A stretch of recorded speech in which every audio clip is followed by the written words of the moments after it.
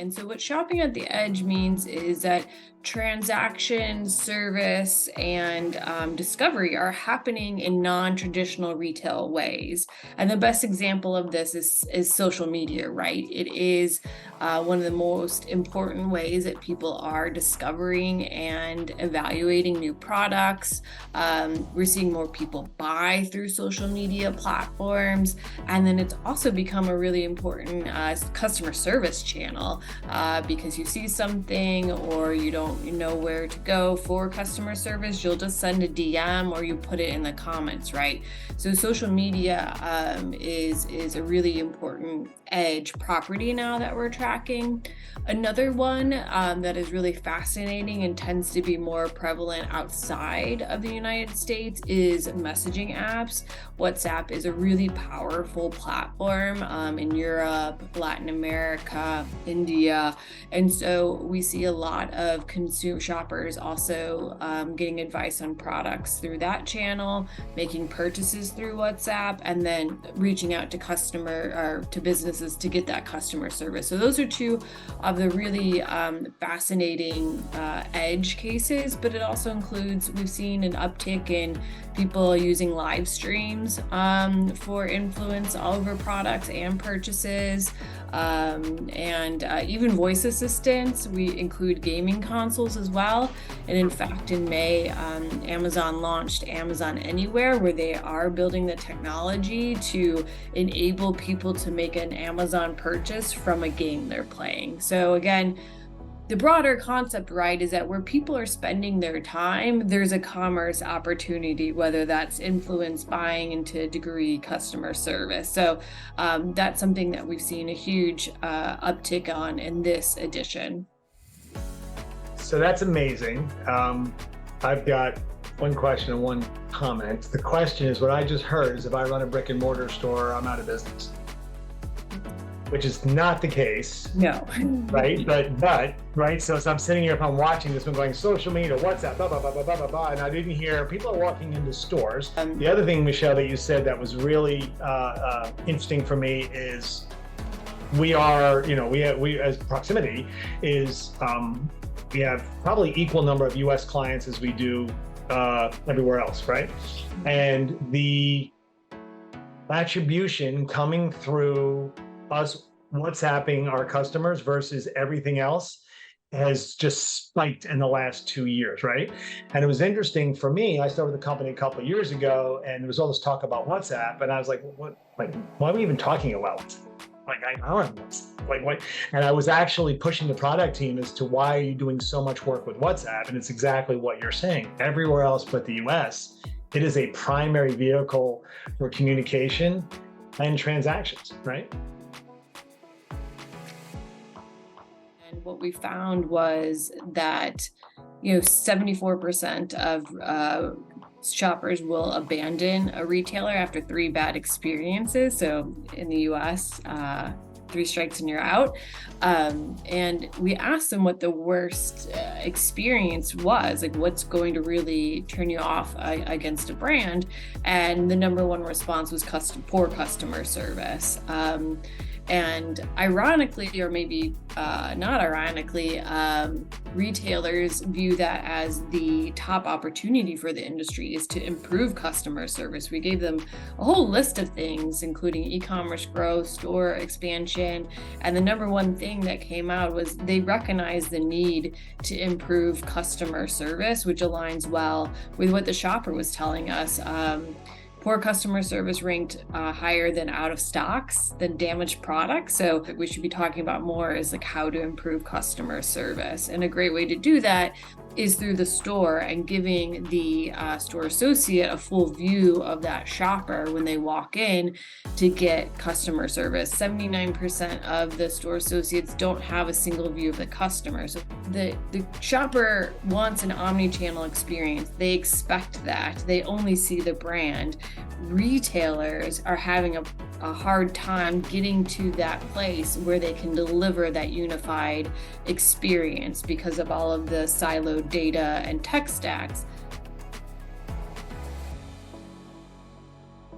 Really fascinating. On some of my store visits, I've talked to the store associates and I've asked them, can you tell when things are going viral? And they're like, oh, yes. Especially with people kind of working from home more, that if they see a product on TikTok that goes viral and people embrace, they just go to the store and buy it, right? Because it's convenient, it's located really near where they are. They have the time because they're at home. They'll just pop in and then they're out of stock. And so it's interesting. Like you can't really, I mean, the whole premise of retail in the past few years and what this report talks about is just the importance of omni-channel, right? You could put a social ad, it's going to help you sell out in stores. You can run an ad on Amazon, will likely give you a lift in other channels too. So it's really every aspect of the business influences everything else because the consumer just sees the product and the brand that they want. And I think that's really important as we segue now into some of the other insights is the consumer, like we all sit and talk about various channels, right? How this channel's performing, how that channel's performing. The consumer does not care, right? In the consumer's mind, it's one single place. And I expect you to know me and you to treat me really well wherever I am. And that means online, that means on a chat, that means when I walk in a store, that means on an email, that means in the service center.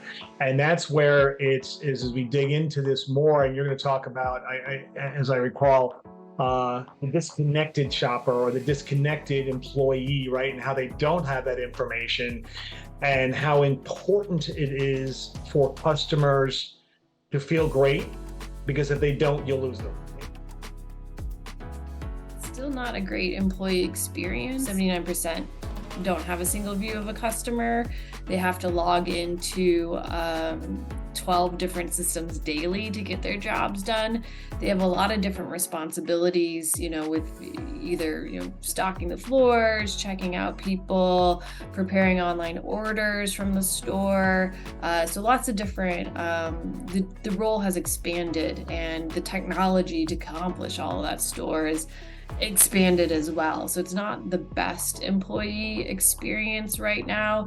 And so it's very complicated, I would say, to get everyone to adopt the technology and execute flawlessly. So John, I'd love to hear your experiences in the store when this is the case. Yeah, this is an area I get super passionate about, right? Because again, I went to college, didn't work for me, joined the Army, had a great time, got out, needed a job, walked to the mall, right? That is not a unique story, right? There are variants on it, but very few people, like their lifelong dreams to be a retail sales manager or retail whatever, right? But you fall in love with it. Like if you love people, you love retail. But that's why we're in retail. We're not in retail to check orders or ring through sales. There was some stat, and I don't remember it off the top of my head, about how many tasks that employees are in that have nothing to do with transactions, right? And I don't remember the exact number, but I loved having Michelle walk in the store and getting to know you, and then solving whatever problem brought you in the store and making you happy, and then nurturing that relationship. But over time, the job has become super task driven. I was working with one retail recently, and I won't use their name, but when you walk into their stores, there are signs that point you towards BOPIS, right? Come in to pick your order. Like that's the main signage in the store, right? And I can be in the store for an hour and no one talks to me. They're there, they're folding clothes, right? They're doing BOPIS orders, they're doing whatever. The payroll, we have to have payroll efficiency. And gosh, if someone would just say, hi, John, you look like you're confused. Like, can I help? Yeah, I just need something from my whatever. That changes the whole dynamic. So if I'm an employee, and the reason I'm in retail is because I love people, and all you do is load me down with tasks, and then I can't effectively serve my customer because it takes me 15 minutes to figure out how to get the right information, that's going to become super frustrating. And you hear about all this turnover in retail, and I will tell you it exists because of that. And so if a retailer can solve for that and really empower their team members to be able to just take care of the customer in a really rich, high engagement way, I think that solves a lot of problems and will become the biggest differentiator in driving sales. in our survey, we found that 51% of the retailers say they have spaces for events, and another 40% are going to implement that, right? It's a huge differentiator. You can do it online, but it's much Right. more fun in person. And we Right. know, a lot of retailers, if you're in the food space, right, you'll have, cooking events, cooking classes. I'm actually going to a plant store and you can build your Mm. own terrarium, and we're paying a fee for that, Oh right? For gosh, that's so materials cool. and things. And so, yeah, so there's, Lululemon obviously has their fitness classes on site. So yeah, the community is really important, especially after the pandemic. People do want to get back together, but you also find that you can learn things, you can meet new people. I see, obviously Nordstrom hosts different beauty artists, and those always drive traffic because people do want to meet the founders of these companies and talk to them and learn new things. So there's a lot of lots of in-person engagement you can do around your products in a community setting. And Yeah. I think we're getting there as far as a retail industry to think about our stores in a lot of different ways. You have the fulfillment side to meet that convenience need, and then you can have the event side or the space side for those community activations. I do want to make, to that point, one of the big pivots that Proximity made during COVID was to video, right? So we very quickly were able to pivot to, I'm on a chat and now I can launch a video call and I can transact and use all that. Coming out of it, we made a pivot and we added events as a platform because we saw this massive spike in this need for exactly what you're saying. Clients has yoga in the store, right? And they'll clear out the store, and they've empowered the managers to actually create their own community events using the platform, right? Some of these are in store. Sometimes the community events are off-site. Michelle, you spoke a little bit earlier about the importance of loyalty programs. It'd be great to get a little bit more insight on how retailers can utilize these to improve customer service and customer loyalty. Loyalty programs are table stakes now. Consumers expect to have them and sign up for them and be rewarded for their behavior. We saw that on average, the shopper has 3.4 loyalty programs. That's actually down 21%. And my theory is that in this sort of inflationary environment, people are dedicating their spend to certain loyalty programs to really take full advantage of all the perks that are offered to them with those loyalty programs. And we asked them, what do you value in a loyalty program? And they could only choose 3. And so the top 3 answers are really concentrated. The first is, earning points to redeem, right? The premise of most loyalty programs. Special discounts and promotions. So they want loyalty only discounts and promotions. And then we get into free shipping. Everyone hates to pay for shipping, no matter what. And every survey I've ever done, everybody wants free shipping. And then what's interesting is those are the top 3, and then rounding out the top 5 is birthday perks. So people really do value being acknowledged and rewarded for their birthdays, and then free or discounted services. So tailoring, styling, if you're in fashion, installation, if you're in home or electronics, right? So people really value that. And then they also value early access to product and sales and personalized offers or product recommendations. So there is that level of, I am giving you data about me. I want to have personalized products and offers based off of that data that I've given to you. So again, it's still really important to offer an economic benefit from the loyalty program, especially given the strain on everyone's budgets due to higher prices. But there is a lot around early access to things, personalization, birthday recognition, the services that go along with your products that are really important to consumers as well. It's interesting you talked about the birthdays. So one of the core pieces of the proximity platform is one-to-one outreach, right? So what we're doing existentially is saying, I know Michelle, I want to give her white glove service. I know your birthday is, and rather getting that marketing email with a little coupon, I can send Michelle personalized email and go, hey, I know it's your birthday, and when we were in the store last time, you said you really like this thing, and by the way, I hope you have a great time in Brazil, right? Like it becomes a much more real, honest conversation. We obviously measure attribution from all our outreaches, and the three highest attributable outreaches, one is just a simple thank you, right? And so this is when I say, thank you for coming in. You didn't buy anything, but I really appreciate you. That's number one, or I don't know if it's number one, but we'll say it's one of the highest. Styling appointments is becoming really big, right? Come on in, let's curate something for you that you can buy yourself, or for you that I can send to your gift giver who can buy exactly what you want. But I was shocked at the attribution coming off of happy birthday.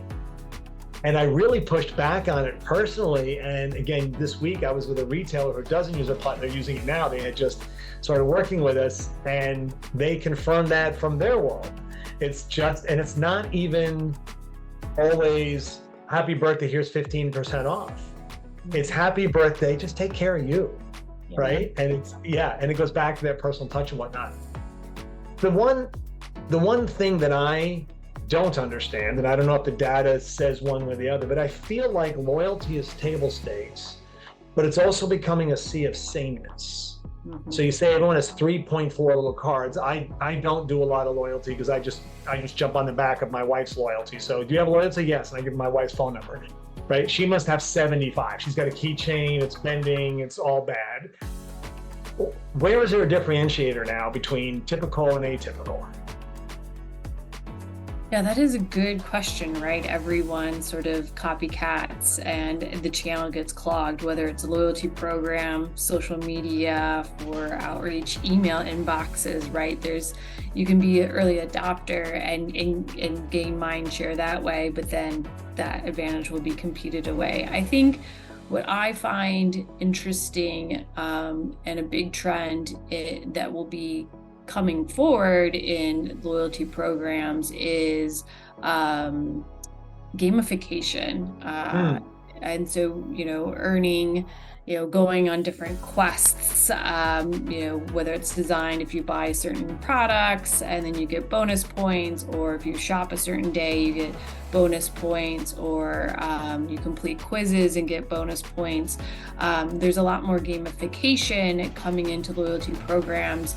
And I think that'll likely resonate with younger consumers where gaming is a really important part of their lifestyle and their habits. So they'll resonate more. So I think having really interesting gamification in your loyalty program is a way to stand out, because it's not a feature that everyone has yet. It really appeals to younger consumers, and you can really make the games a unique a point of like how you're going to gamify things. So that's really interesting. I also think other ways to stand out where we haven't really seen too much adoption yet by companies is rewarding for sustainable practices like recycling or reusing cups. Starbucks will give you points if you're reusing a cup. Really, if you come in, right? And this is a great way to drive traffic to the store. If you come in and you bring your beauty product packaging in to be recycled, we'll give you points for that. And then of course, the hope is when they're in the store, they browse around and actually purchase something while they're there.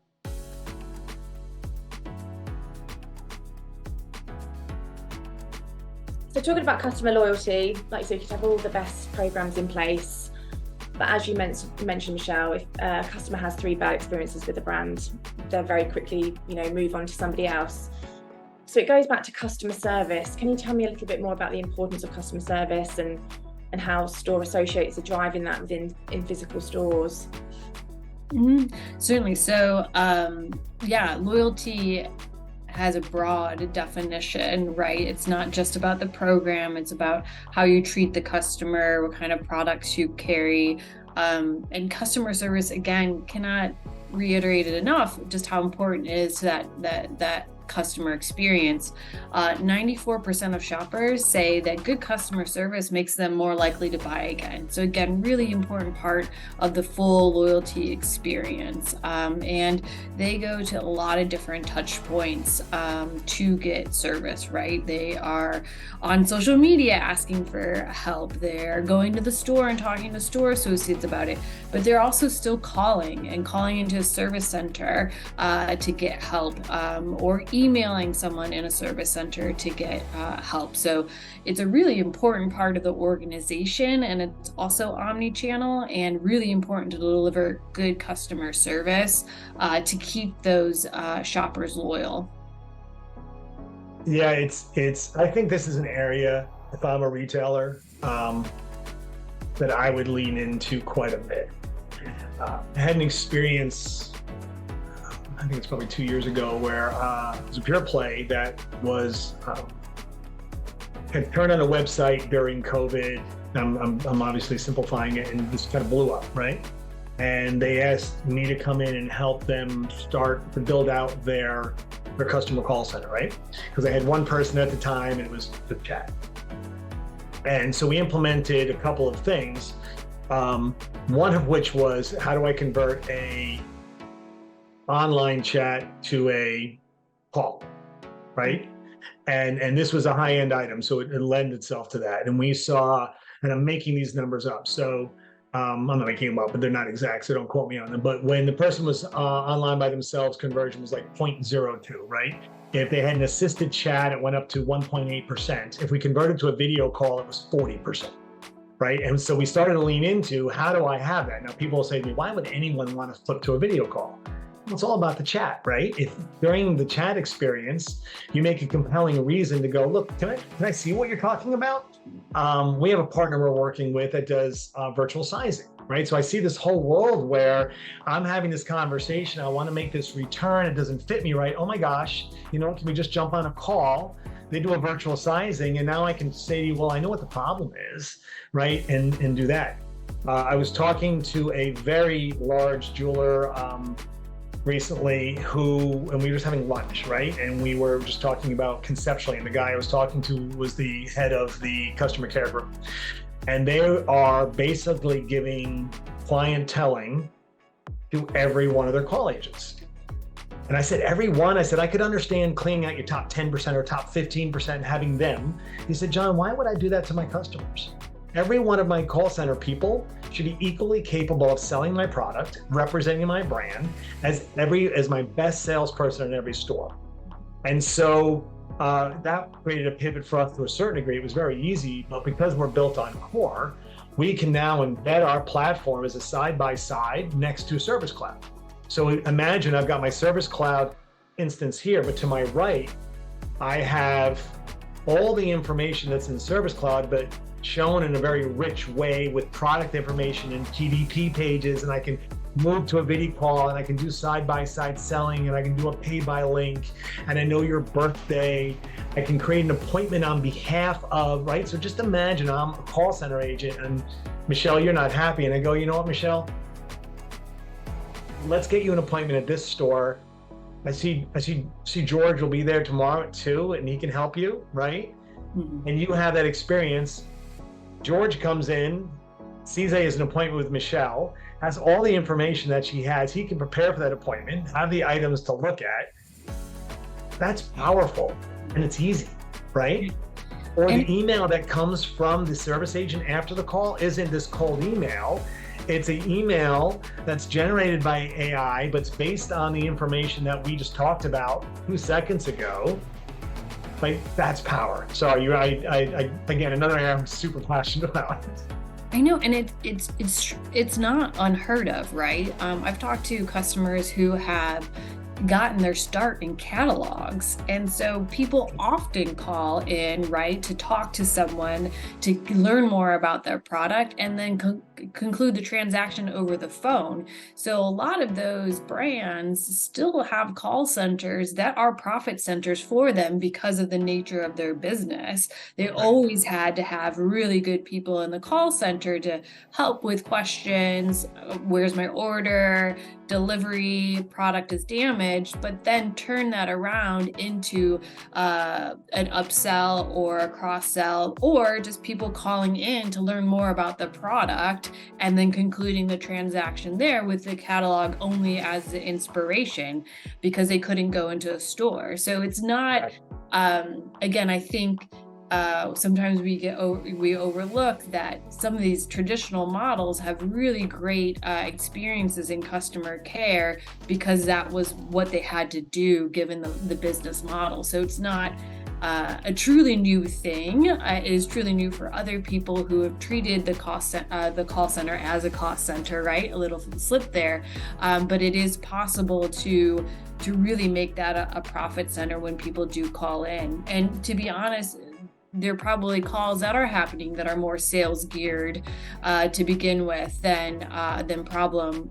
oriented. So again, it resonates with me that customer that you were talking to said, no, everybody should be able to sell. And that's been the case for many retailers already. So that concludes our discussion. Thank you so much, Michelle and John. That's been really insightful, but that's a lot of information. There's a lot of insights, and I know we'll add a link to the report and everybody can access the full insights. But just sort of looking at what we've discussed, what would be the 3 takeaways, the 3 action points that retailers must be doing right now to sort of future-proof their way to success? If we could condense it into 3 must-haves, what would you say? Wow, that is difficult but necessary, right? I would say evaluate your customer service. It's a running theme. It's the worst experience that someone can have. It can be a profit center. Your retail peers have identified it as the number one opportunity for them. So really look hard at your customer service to see if it's to the standards that you want. Is it meeting your shoppers' needs? So evaluate that and iterate on it if need be. The second, right, is to start building towards that unified engagement platform. That's going to be the basis of everything that happens now. And that is really driven by data, right? You can't have artificial intelligence, you can't have personalization if you don't have all of the data in one place, accessible for every part of the business, including the store associates. And I know that's a big undertaking, but really need to think through how you really integrate everything and make it accessible for people and for the models that you'll need to do all of these different data-based actions. And then the third is just understanding that consumer behavior has shifted and influence over purchases, actual transactions and services are happening wherever people are thanks to technology. So are you delivering the experiences that are truly omni-channel? Are you at the right spaces where your customers are spending time so you can influence them, offer a transaction or offer a service?